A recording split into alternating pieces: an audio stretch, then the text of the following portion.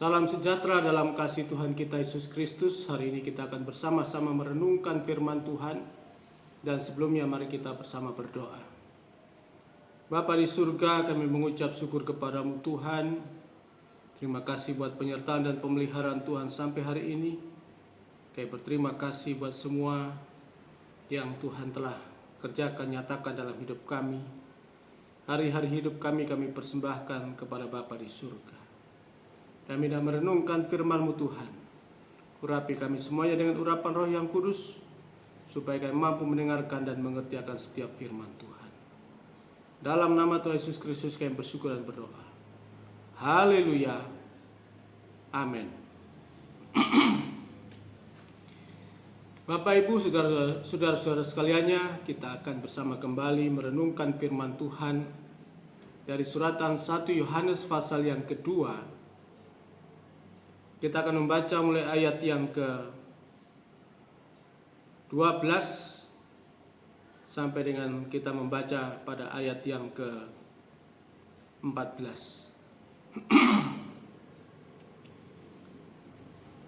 Demikian firman Tuhan, aku menulis kepada kamu hai anak-anak, sebab dosamu telah diampuni oleh karena namanya. Aku menulis kepada kamu hai bapak-bapak, karena kamu telah mengenal Dia yang ada dari mulanya. Aku menulis kepada kamu hai orang-orang muda, karena kamu telah mengalahkan yang jahat. Aku menulis kepada kamu hai anak-anak, karena kamu mengenal Bapa. Aku menulis kepada kamu hai bapak-bapak, karena kamu mengenal Dia yang ada dari mulanya. Aku menulis kepada kamu hai orang-orang muda, karena kamu kuat dan firman Allah diam dalam kamu, dan kamu telah mengalahkan yang jahat. Bapak Ibu, saudara-saudara sekaliannya, 3 ayat ini berkenaan dengan hubungan dalam keluarga.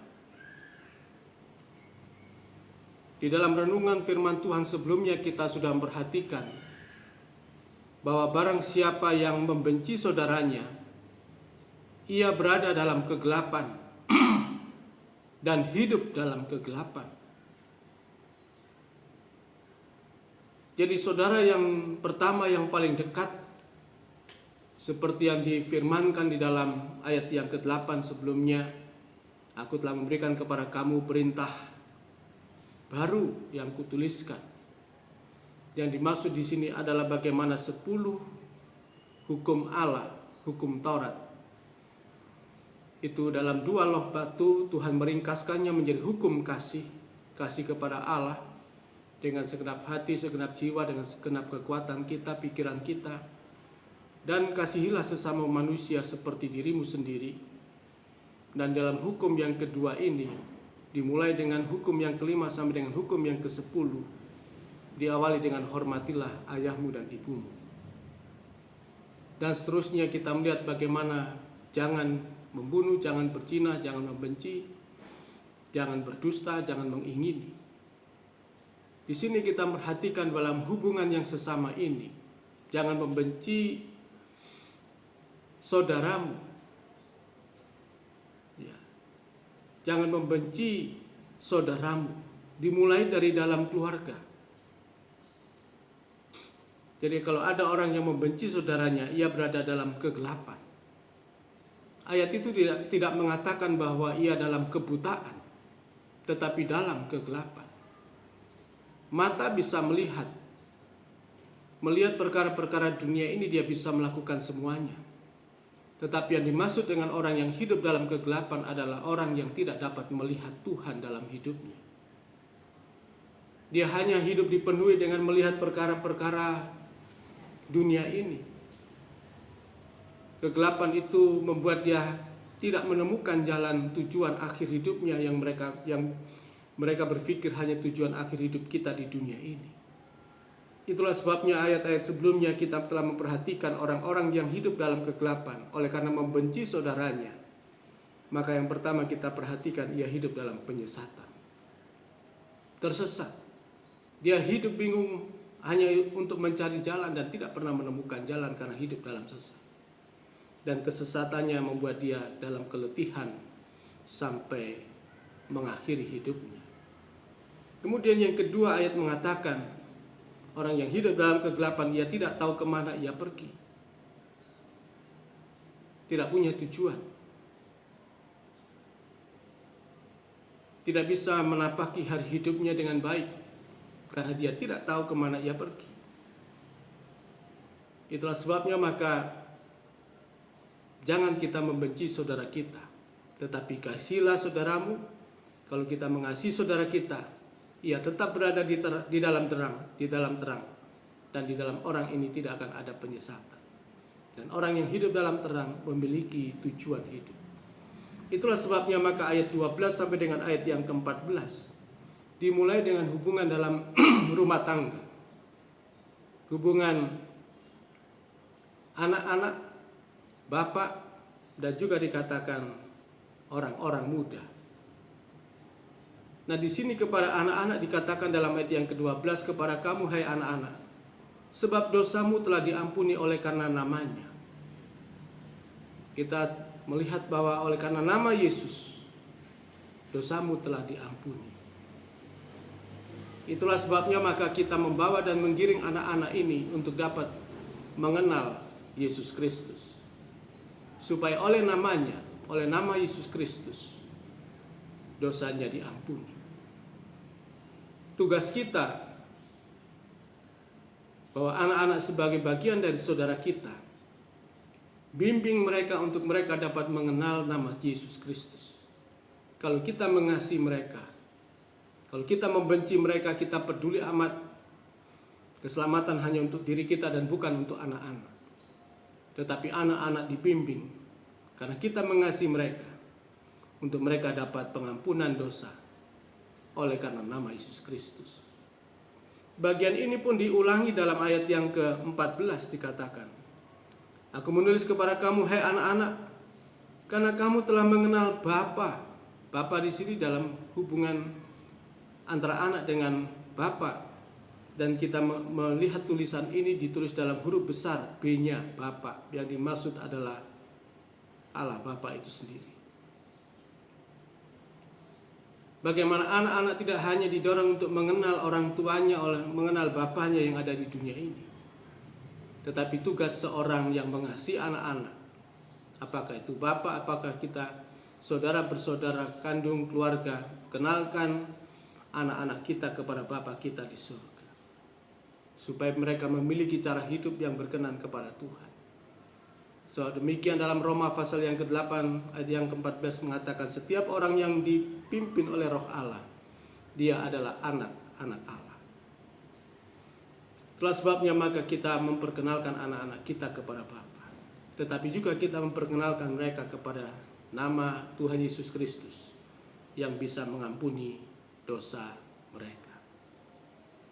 Kepada bapak-bapak, dalam ayat yang ke-13 mengatakan, aku menulis kepada Bapa, kepada kamu hai bapak-bapak. Yohanes menulis ini kepada bapak-bapak karena kamu telah mengenal Dia yang ada dari mulanya. Penulis yang sama menuliskan kitab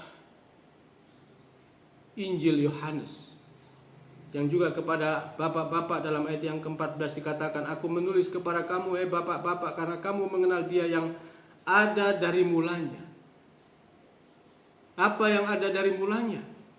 Pada mulanya adalah firman. Firman itu bersama dengan Allah. Firman itu adalah Allah. Dan yang dimaksud di sini juga, aku menulis kepada kamu bapak-bapak karena kamu telah mengenal Dia yang ada dari mulanya, yaitu firman yang hidup, firman yang telah menjadi manusia. Tugas dari bapak-bapak adalah hidup, memiliki pengalaman dengan Tuhan. Bapak dalam hidup setiap hari bukan hanya dia cukup bekerja memenuhi kebutuhan keluarganya, tetapi juga bagaimana dia mengenal Allahnya, Bapaknya dengan benar. Bukan hanya mengenal Bapaknya dengan benar, tetapi juga mengenal firman-Nya.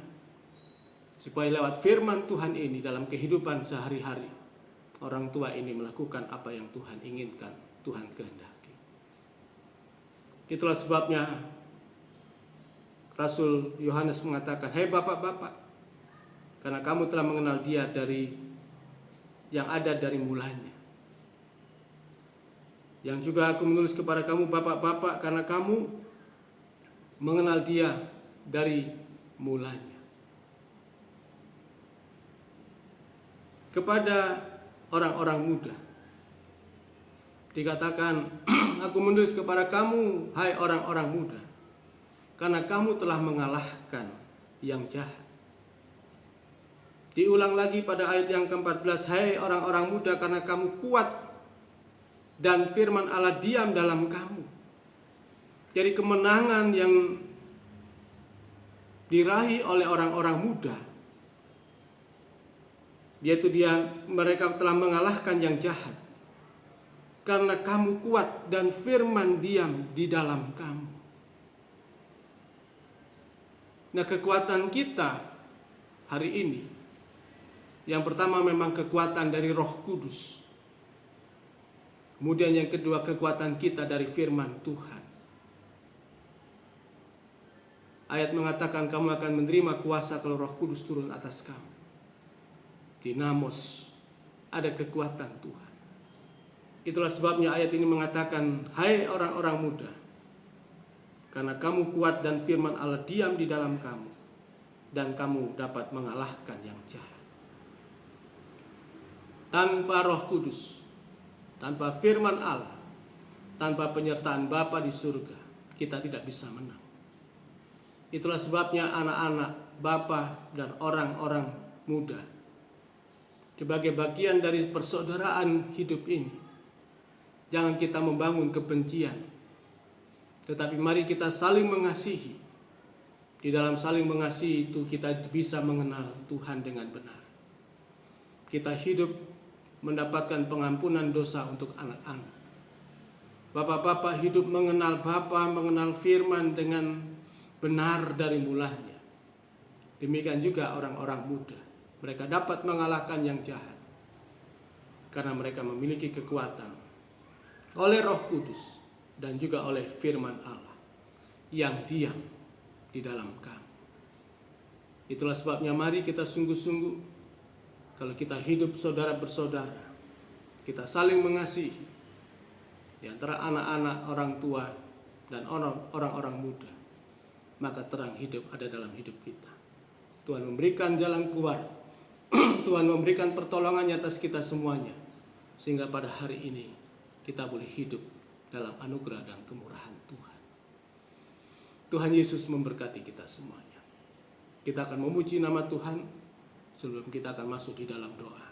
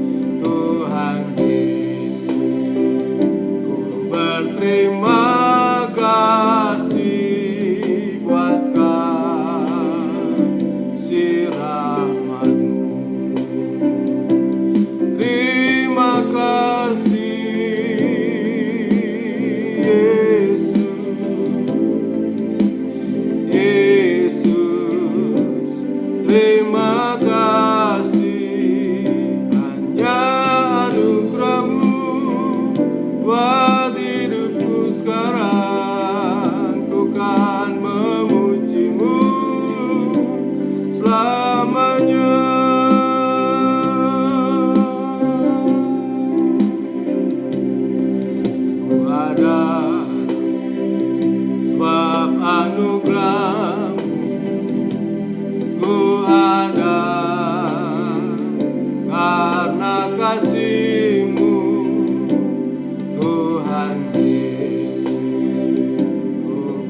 Terima kasih buat kasih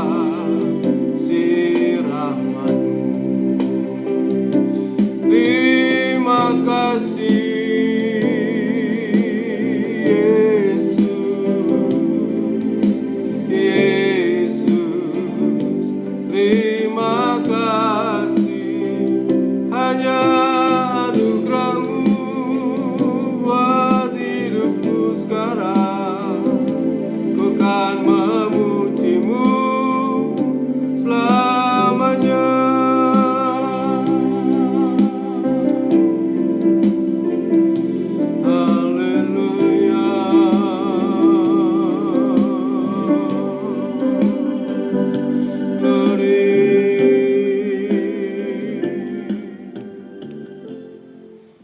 Terima kasih Bapa di surga, kami mengucap syukur kepadamu Tuhan.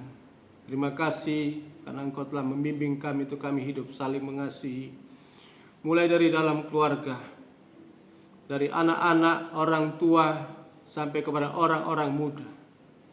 Semuanya Tuhan harus menggiring mereka untuk dapat mengenal Tuhan dengan benar. Supaya oleh nama Yesus mereka mendapatkan pengampunan. Oleh nama Yesus Kristus hidup mereka mendapatkan kekuatan pertolongan Tuhan. Dan baik Bapa, baik firman maupun juga Roh Kudus menjadi bagian hidup kami sekaliannya. Sebab ketiganya yang satu.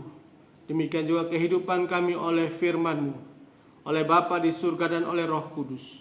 Kami beroleh kemenangan, beroleh pertolongan Tuhan. Kami hidup bukan dalam kegelapan, tetapi kami hidup dalam terang Tuhan sampai selama-lamanya. Terima kasih buat renungan hari ini. Kami serahkan semua hidup ini dalam tangan-Mu. Dalam nama Tuhan Yesus Kristus kami bersyukur dan berdoa. Haleluya. Amin. Tuhan Yesus memberkati kita semuanya.